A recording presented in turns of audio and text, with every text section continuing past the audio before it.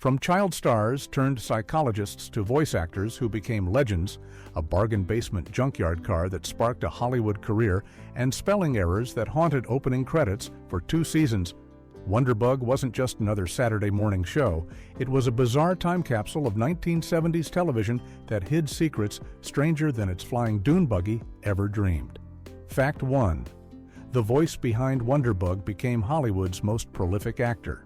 If you ever wondered who gave Schleppcar and Wonderbug that distinctive mumbling voice, it was Frank Welker, and his career became one of the most remarkable success stories in Hollywood history. Welker started doing voice work in the early 1970s, and Wonderbug was just one of his early gigs in 1976. But what he did after that show is almost unbelievable. Frank Welker went on to become one of the highest-grossing actors of all time, with over 900 voice acting credits spanning more than 5 decades. He's the voice behind Fred in Scooby-Doo, Megatron in the Transformers franchise, Curious George, Garfield, the Cave of Wonders in Aladdin, and literally hundreds of other characters you've heard but probably never realized were all the same person. According to Box Office Mojo, Welker's films have grossed over $17 billion worldwide, putting him ahead of Samuel L. Jackson and other major stars in total box office earnings. The crazy part is that most people have no idea who he is because voice actors rarely get the recognition they deserve, even when they're in nearly every animated film and TV show for half a century. So that silly mumbling car from a low-budget Saturday morning show? That was voiced by someone who would become an absolute legend in the entertainment industry. Fact 2. The license plate had a glaring spelling error. Here's something that slipped past everyone involved with Wonderbug for 2 entire seasons. The show's opening credits featured a close-up shot of Schleppcar's license plate, which read SHLEP. The problem? That's not how you spell Schlepp. Throughout the actual episodes, the car's license plate correctly read SCHLEP, with a C and an H after the S, because the car was named Schleppcar, coming from the Yiddish word meaning a beat-up, worn-out vehicle, or to drag something around. Somehow, the title sequence graphics department missed that C and H, creating a misspelled license plate that appeared at the beginning of every single episode. What makes this even more embarrassing is that this wasn't caught during production, during editing, during the first season, or even between seasons when they could have fixed it for season 2. The mistake aired from 1976 through 1978 without anyone at Sid and Marty Krofft Productions apparently noticing or caring enough to reshoot that one simple shot. For a show that was already dealing with tight budgets and rushed production schedules, this little spelling error is a perfect example of the corner cutting that happened in Saturday morning television back then. Fact 3. The kids bought their magic car for only $7.34. The entire premise of Wonderbug started with 3 teenagers discovering an amazing deal at a junkyard, but the price they paid for Schleppcar was absolutely ridiculous, even by 1970s standards. According to the show's backstory, Barry, Cece, and Susan bought the beat-up dune buggy for just $7.34. To put that in perspective, even in 1976, a used car in decent condition would cost at least a few $100s, and even a total junker being sold for parts would typically go for $50 or more. $7.34 wouldn't even cover the scrap metal value of a vehicle. The oddly specific price makes it even funnier, like the writers wanted to emphasize just how worthless this car appeared before it magically transformed into the super-powered Wonderbug. That specific 34 cents really drives home the point that this was supposed to be the biggest piece of junk imaginable. Of course, that $7 investment turned out to be the deal of the century when they discovered the car could transform, fly, and basically do anything the plot required. Still, you have to wonder what kind of junkyard owner would bother with the paperwork and title transfer for a car that cost less than 2 movie tickets. Fact 4. One star became a clinical psychologist. David Levy played Barry Buntrock, the character who could somehow understand Wonderbug's mumbling and usually got credit for Susan's ideas. But what Levy did after Wonderbug is way more impressive than anything that happened on the show. After his acting career, Levy went back to school and earned his PhD in psychology, eventually becoming a professor of psychology at Pepperdine University in California. He completely left the entertainment industry behind and built a successful academic career, teaching and conducting research in clinical psychology. What makes his story even more interesting is that before he made that transition, his performance on Wonderbug actually earned him a Daytime Emmy nomination in 1978 for Outstanding Individual Achievement in a children's program. So he was nominated for an Emmy, then decided to walk away from Hollywood entirely to pursue psychology instead. Levy represents one of those rare cases where a child actor successfully reinvented themselves in a completely different field, especially in academia, which requires a totally different skill set from performing.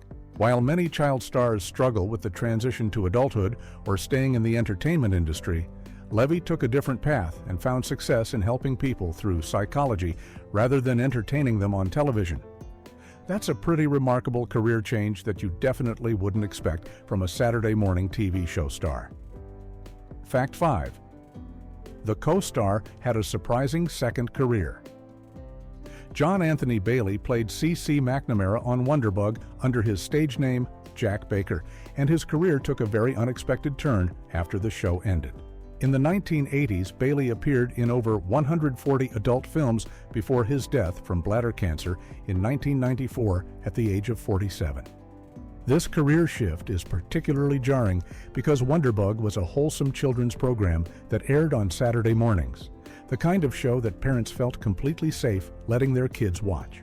Bailey's transition from family-friendly entertainment to adult entertainment represents one of the more shocking career pivots in Hollywood history. It's the kind of thing that would have been almost impossible for fans to discover before the internet age, when people could easily cross-reference actors' complete filmographies. The contrast between C.C. McNamara, the goofy teenager solving mysteries with a magical car, and Bailey's later work couldn't be more extreme. While other child and teen actors from the era struggled to find work as adults or took on edgier dramatic roles to shed their clean-cut image, Bailey went in a completely different direction. His death at 47 cut short whatever path his life might have taken afterward. It's a reminder that child and teen actors from low-budget shows like Wonderbug often faced difficult career choices once they aged out of those roles. Fact 6. The theme song was written by pop superstars. The catchy Wonderbug theme song that got stuck in kids' heads every Saturday morning wasn't written by some anonymous television composers. It was actually created by 3 members of the Osmond brothers, Alan, Wayne, and Merrill Osmond. The Osmonds were already massive pop stars by the mid-1970s with hit songs like One Bad Apple and Crazy Horses, plus their own variety show on television. So why were they writing music for a low-budget Saturday morning kids show? They actually wrote most of the music for the Croft Super Show, which was the umbrella program that featured Wonderbug alongside other segments. Sid and Marty Krofft, the producers behind Wonderbug and dozens of other children's shows, had a knack for getting surprisingly big-name talent involved in their projects. The Osmonds brought their pop music sensibility and professional songwriting chops to Saturday morning television, giving Wonderbug a theme song that was genuinely catchy and well-produced compared to some of the cheaper-sounding themes on other kids' shows of the era. It's pretty wild to think that members of one of America's biggest pop groups at the time were sitting down to write songs about a magical flying dune buggy for 7-year-olds to watch while eating cereal. Fact 7. The costume trunk hid a secret driver. One of the most repeated lines on Wonderbug was the characters mentioning their costume trunk or wardrobe trunk in the back of the car. And there was actually a very practical reason for that seemingly random prop. That trunk wasn't just a place for the kids to store disguises for their adventures. It actually concealed a hidden human driver who controlled Schleppcar during scenes where the car needed to move on its own without any of the characters visibly driving it. This was a clever, low-budget special effect that let the show create the illusion of a self-driving, sentient vehicle without needing expensive remote control systems or complicated camera tricks for every scene.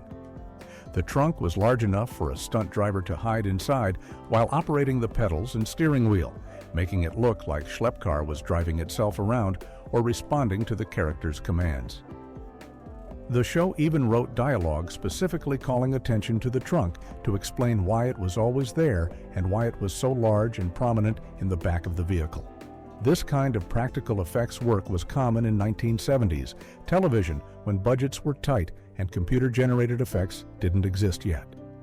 It's the same basic principle as how they filmed the speeder bike chase in Return of the Jedi years later, just much simpler and cheaper. The trunk solution worked well enough that young viewers never questioned why the car always had this massive box in the back. Fact 8. Wonderbug was a blatant ripoff of Speed Buggy. If Wonderbug seemed familiar when it first aired in 1976, that's because it was essentially a live-action remake of Hanna-Barbera's animated series Speed Buggy, which had aired just 3 years earlier in 1973. Speed Buggy featured a sentient dune buggy with a personality who went on adventures with 3 teenagers solving mysteries, which is exactly what Wonderbug did with real actors instead of animation. Speed Buggy itself was borrowing heavily from 2 other sources: Disney's Herbie the Love Bug, movies about a Volkswagen Beetle with a mind of its own, and Hanna-Barbera's own Scooby-Doo formula of teenagers and their unusual companion investigating strange situations. So Wonderbug was really a copy of a copy, taking an animated show that was already derivative and just making it with real people and a real car. The Sid and Marty Krofft productions were known for this kind of thing, creating live-action versions of concepts that had already proven successful in animation. The formula was simple.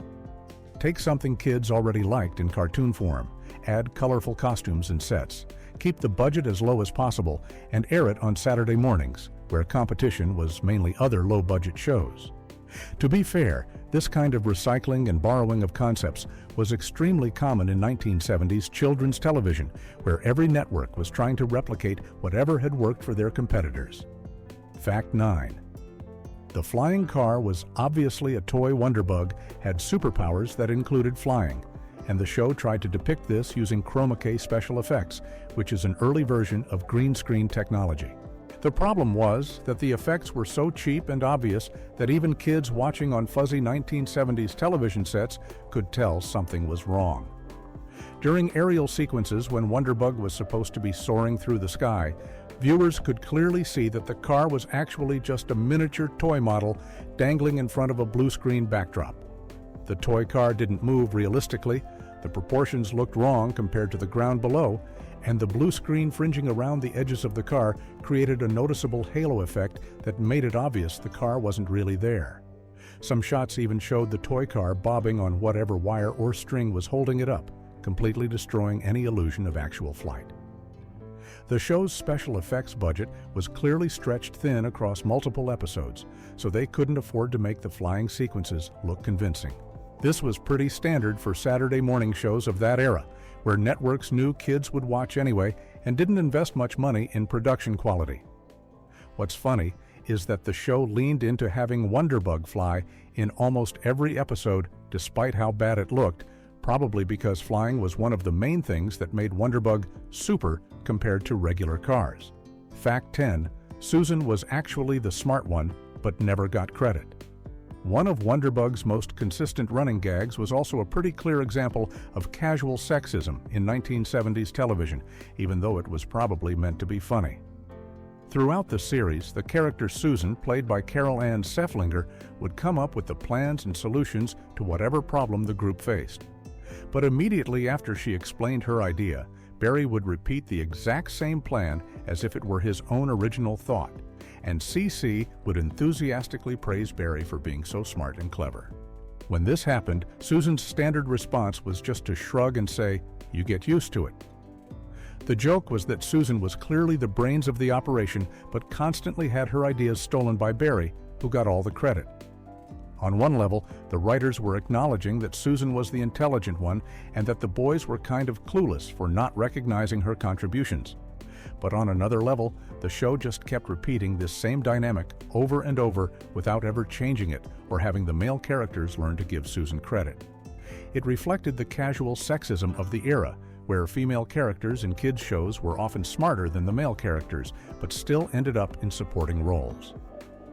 The fact that Susan's catchphrase was basically, "I've accepted being ignored," is pretty depressing when you think about it, even if it was supposed to be lighthearted comedy. Fact 11.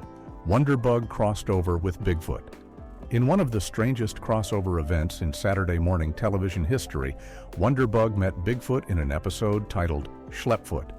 This wasn't just any random Bigfoot either, but specifically the characters from another segment of the Croft Super Show called Bigfoot and Wild Boy, which featured a teenager raised in the wilderness by Sasquatch.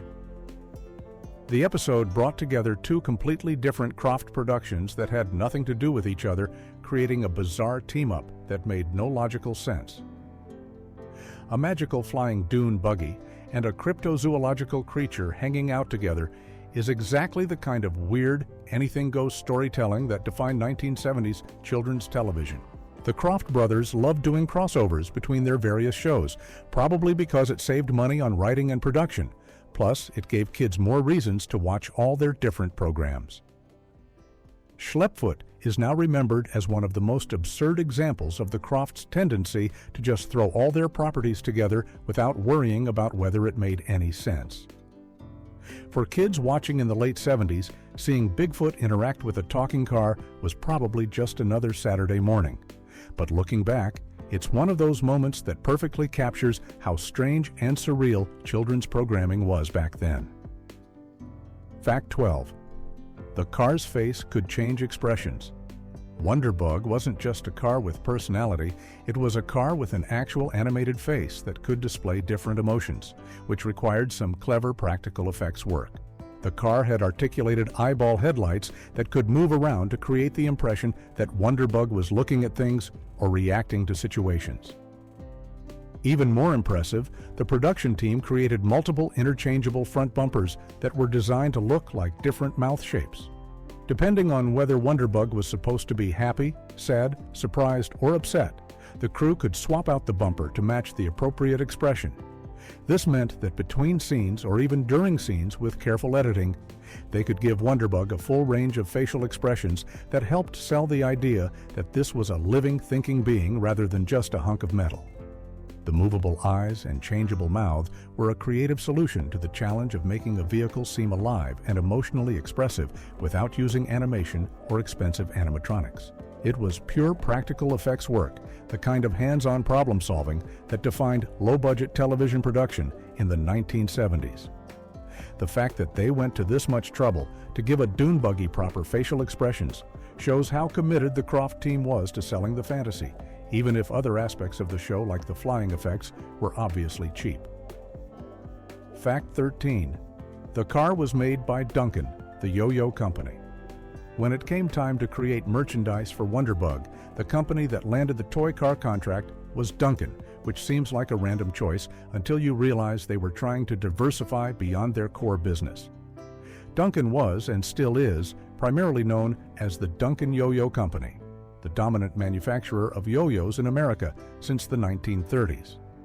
But in the 1970s, Duncan was branching out into other toy categories, and apparently that included die-cast cars based on Saturday morning television shows. It's genuinely weird to think about the same company that made the toy every kid had in their pocket also producing miniature versions of a flying dune buggy from a Croft show.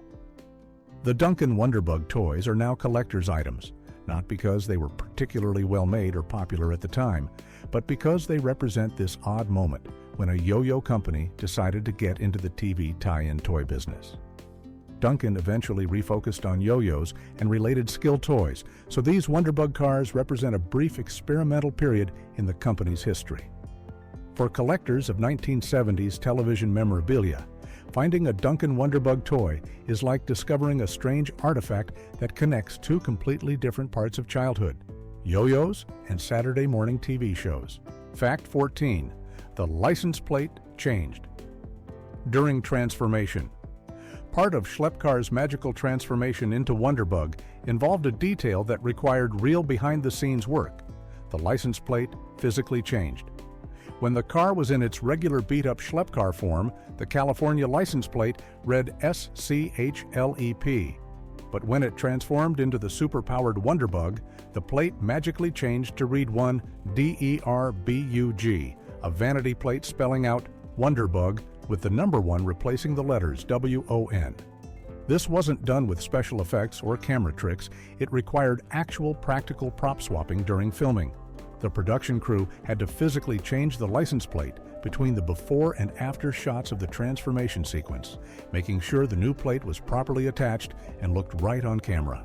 It's one of those small details that most viewers probably didn't consciously notice, but it added to the completeness of the transformation and showed that the car had truly changed from a junky schlep car into the amazing Wonder Bug. The plate change also created continuity challenges because the crew had to remember which version of the car was supposed to have which plate in every single scene. One mistake could ruin the illusion that the car was transforming. These kinds of practical details were what separated slightly more polished shows from the absolute bottom-tier Saturday morning programming. Fact 15. Only Barry could understand the car's mumbling. Throughout Wonderbug's 2 seasons, Schleppcar and Wonderbug communicated by making incomprehensible mumbling and grumbling sounds, all provided by voice actor Frank Welker. The weird part was that Barry, played by David Levy, was apparently the only human being who could understand what the car was saying. Whenever Wonderbug mumbled something, Barry would translate for Susan and CC, explaining what the car meant or what it wanted to do.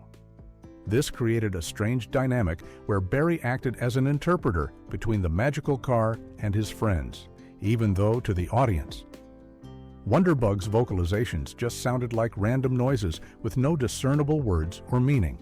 The show never explained why Barry had this special ability or how he learned to speak car. He just could, and everyone accepted it. This gave Barry a unique connection to Wonderbug and positioned him as sort of the leader of the group by default, since he was the only one who could have actual conversations with their vehicle. It also saved the writers from having to figure out how to make Wonderbug's dialogue understandable to viewers, since Barry could just tell everyone what the car said. From a production standpoint, it meant Frank Welker could make whatever sounds felt right for the scene without worrying about clarity, knowing that Barry would explain everything anyway.